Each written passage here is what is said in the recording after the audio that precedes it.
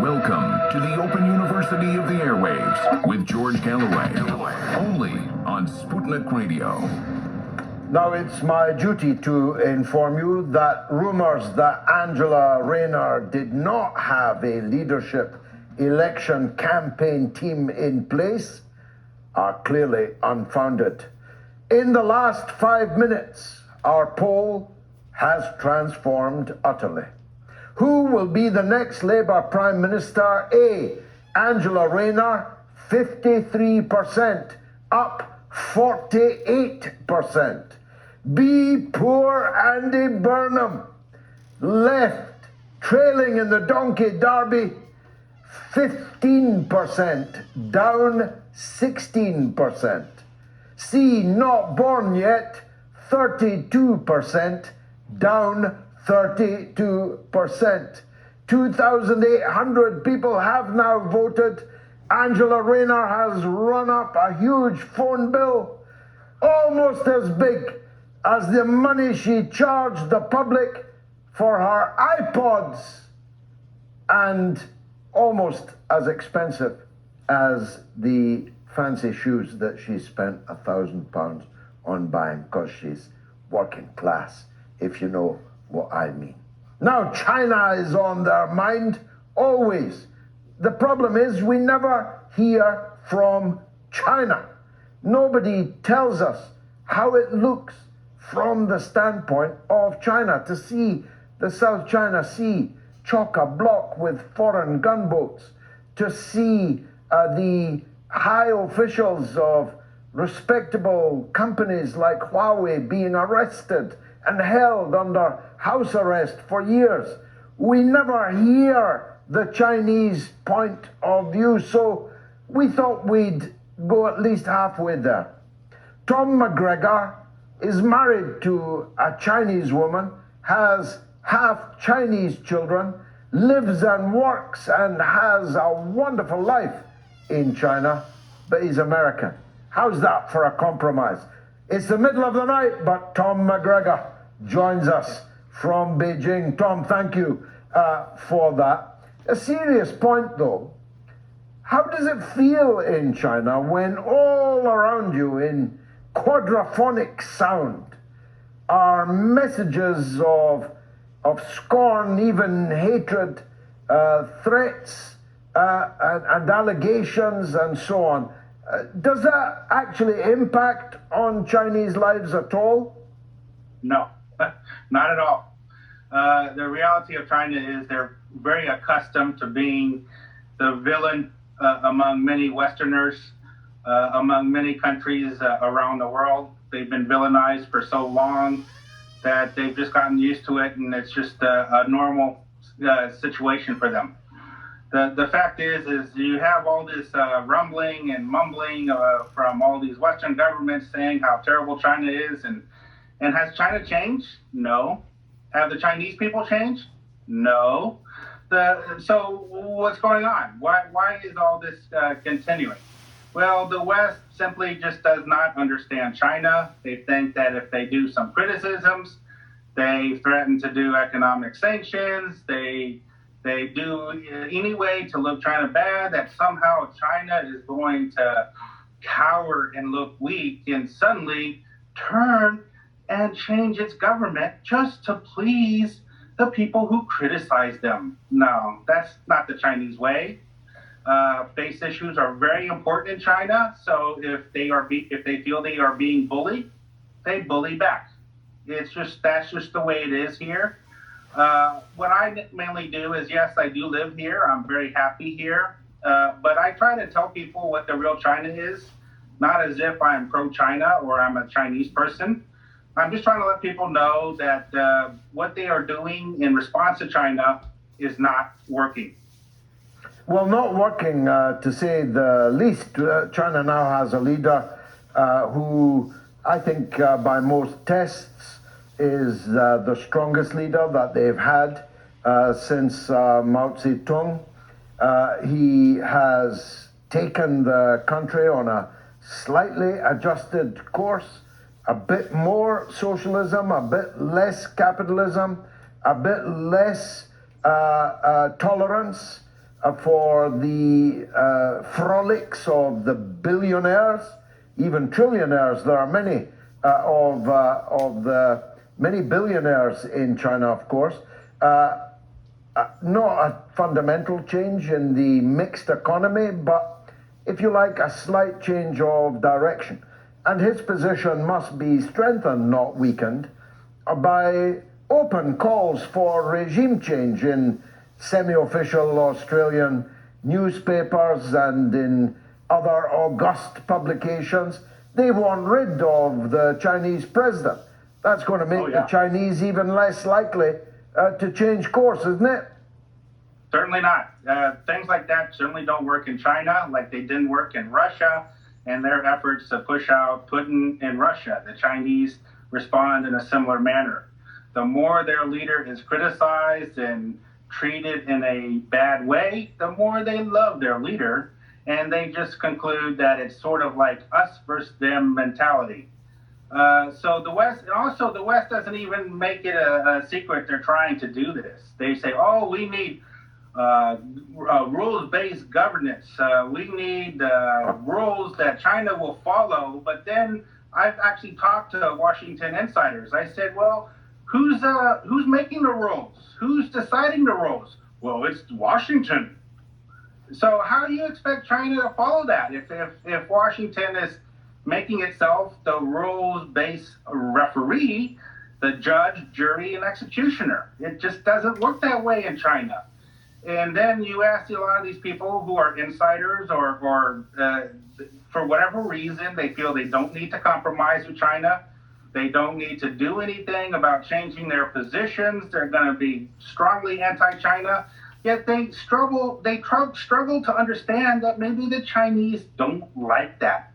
They're not appreciative of their efforts to do regime change, to inform the Chinese how they need to live their lives and govern themselves.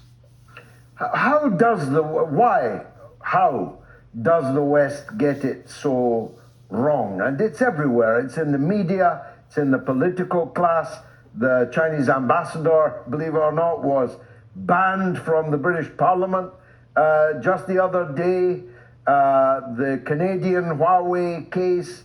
Why do they get it so wrong? Because as you pointed out at the beginning of this discussion, when you ask these critics, what has China actually done that has encouraged this wrath, this hatred, this aggression?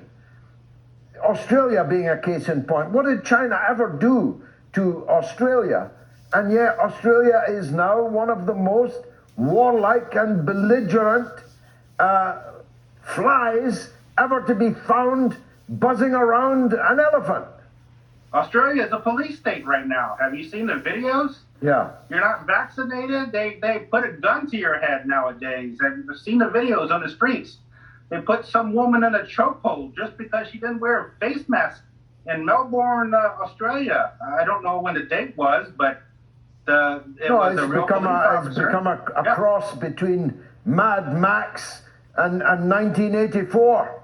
Yeah, exactly. So what's Australia to say about freedoms and allowing people to speak freely? They can't even protest anymore in Australia without the police state gunning them down, beating the citizens up. I don't even see that in China. I mean, of course, they're not protesting, but there is a police state in Australia right now, so they're the last people to talk about and criticize China over its so-called authoritarian regime. And another matter I'd like to address is, why doesn't the West get it? It sounds arrogant, but people need to talk to me. People need to talk to people like me who live in China, who work in China, who can explain China to the elites. I think what's going on is you have these elites who live in a bubble. They have these so-called ideas about China, and it will never change, and they do their articles in the media, or they are politicians giving speeches about anti-China. But every once in a while, I will meet some of these people, and I will ask them, where's your proof? Where's your evidence? They don't have it. They just are using talking points, anti-China talking points they've used their entire lives. Now, Joe Biden hasn't changed course. Donald Trump was literally unhinged on the subject of China and was surrounded by others like Steve Bannon, who, although we now know, was in quite a close alliance with anti-Chinese interests. Trump was unhinged, but Biden is following exactly the same course. AUKUS, this Australian, UK, US lash up, is going to bring nuclear submarines into the region, as if it hadn't suffered from nuclear quite enough. He's having this Quad meeting with India, Japan, and so on, basically constructing alliances to confront China. So it's a bipartisan approach in Washington. Why? Well, that's always been the case. When I talked to the Washington Insider recently, I was also a bit surprised Biden is continuing on with the anti-China. And the Washington Insider said the Democrats are just as bad about anti-China as Republicans are, just in a different way. So for the Republicans, it's about trade deals, it's about military issues. For the Democrats, it's solely about human rights. So they're actually, to be honest, the Democrats are even worse than the Republicans, because at least the Republicans are willing to negotiate.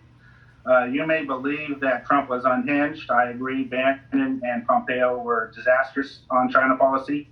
But Trump was looking for a better trade deal, and he was open to negotiations. And they were headed in that direction until Trump, and from my opinion, lost, unfortunately. And so Biden is just trying the same old of anti-China stuff. He's crashing in poll numbers. His numbers are so bad that from what poll numbers are saying, that if Trump was to run against Biden this year or anytime soon, he would totally trash Biden's chances of winning re-election. So Biden basically is just following a script, thinking that the anti-China way is going to somehow rescue his political fortunes, when in reality, it's actually making it much worse. Because by pursuing this type of tensions, you're going to create more problems on the global supply chains. China is not going to be so cooperative on economic cooperation deals with the West anymore if they tend to push back. The West also, they really care much about this climate change conference that's coming up in November. But are we really sure Xi Jinping is going to show up and sign on if the West continues to criticize China the way it's doing right now? I mean, I heard she may go, but you don't know. Maybe they might change their mind, realizing they're not going to get any benefits from it. Well, they might change their mind on something even more important. China has always had a no first use of nuclear weapon policy, unlike the United States, unlike Britain, unlike NATO. China has, as a matter, an article of faith, always said it will not be the first to use nuclear weapons in any conflict. But there is growing speculation amongst informed people in Beijing that this may be coming under question. After all, if the West are moving military hardware around China... That's too much.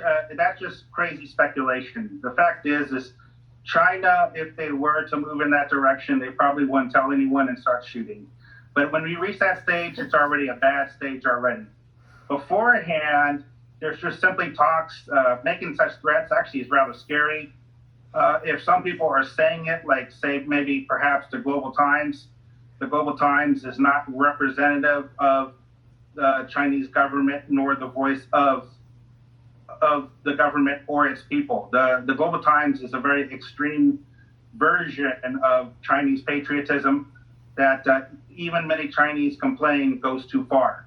So this idea that China is going to change that policy is way too drastic. I can see how China might try to get some bargaining on climate change, but what you just addressed, that's too much. That might create more problems. That might inspire South Korea and Japan to have their own nuclear weapons. It's too risky. Finally, and thanks for joining us, especially at this early hour, how has the Chinese economy bounced back from the COVID years, these lotus years? Doing absolutely fine. I'm doing better financially. Myself, my family is, most people I know are doing better financially. There are no supply chain disruptions in China because it's the #1 manufacturer in the world. It's interesting that I hear all these stories about supply chain disruptions all over the world, while at the same time they're trying to decouple from China economically.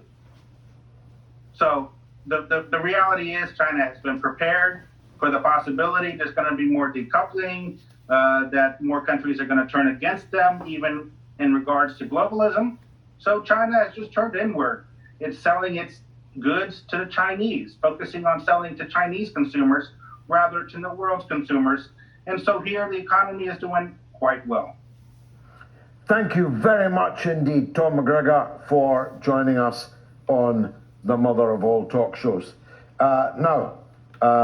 In 1908, Henry Ford's first Ford Model T car